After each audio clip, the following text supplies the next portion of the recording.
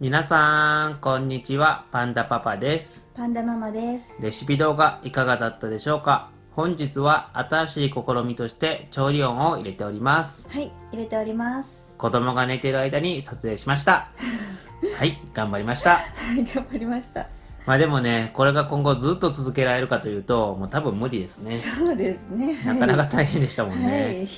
なので、今後はもう子供の声も入れちゃおうかなって思っております。はい、思っております。なので、子供の声が入っている日もあれば、入ってない日もある。みたいな感じでやっていこうかなと思っております。はい、思っております。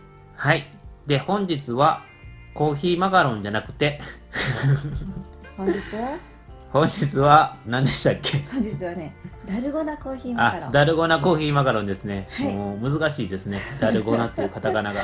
そうですね。はい。ダルゴナコーヒーマカロンを作ってみました。はい。これはですね、インスタでリクエストいただきました。はい、いただきました。ありがとうございます。ありがとうございます。以前にね、コーヒーマカロンは作っているので、それとはまた違った感じにしたいなと思って、思い切ってトップにコーヒーを絞って、クリームをダルゴナコーヒーに合うようなふわふわで生クリーム入りのイタリアンメレンゲのバタークリームにしてコーヒーマカロンで挟んでみました。はい、イタリアンメレンゲに関しましては、結構動画にしてほしいという意見が多かったんですよね。そうですね。はい、はい、多かったんですが、なかなか作っていないと。そうですね。はい。イタリアンメレンゲマカロンをまた動画にしますと言いながら、全然作らずに、こういう風にクリームで出してくるというそうですね。クリームでね、やっちゃいましたね。でも今後ね、絶対イタリアンメレンゲマカロンっていうのは動画にしようと思うんで、はい。でもね、非常に今リクエストがもうたまりにたまっていて、もうすごい量なので、すごい量ですね。すっごい先になると思うんですけど、皆さん気長に待っていただければなと思います。はい、気長に待っていてください。はい、よろしくお願いいたします。はい。味の方はですね、生地とトップにコーヒーが入っているので、コーヒーがとっても濃くて香りも良くて美味しいです。はい。少しね、ほろ苦いんですけれども、ふわふわの生クリーム入りクリームと合わせることで程よい甘さになっているかなと思います。はい。皆さんぜひ作ってみてください。はい、作ってみてください。あとあれですね、今回はイタリアンメレンゲバタークリームが少し余る。そうですね、ちょっと余っちゃいますね。そうですね、動画にも書いたんですけど、ちょっと多めに作っているんですが、作りやすい量としてね、あの量を作っているんで、はい。余ったクリームは、失敗したマカロンとかがあれば そこで挟んでいただいたり、あとは普通にね、市販のクッキーとか、自分で焼いたクッキーとか、いいですね。はい。それでも全然美味しいと思うんで、はい。あとはもうトースターに乗っけちゃうとかもありですね。美味しそうですね。はい。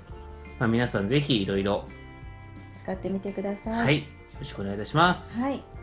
ではまた次回の動画でお会いしましょう。バイバーイ。バイバーイ。最後までご視聴いただきありがとうございました。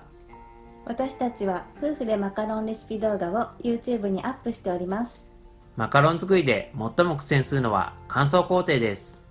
私たちのレシピでは冷蔵庫乾燥や乾燥工程なしなど、皆さんが苦戦しやすい乾燥工程をいろいろと工夫しております。マカロンを初めて作るという方は冷蔵庫乾燥レシピがおすすめです。ある程度マカロン作りに慣れてきたという方には乾燥なしマカロンが時短でおすすめです。ぜひ一度私たちのレシピでマカロンを作ってみてください。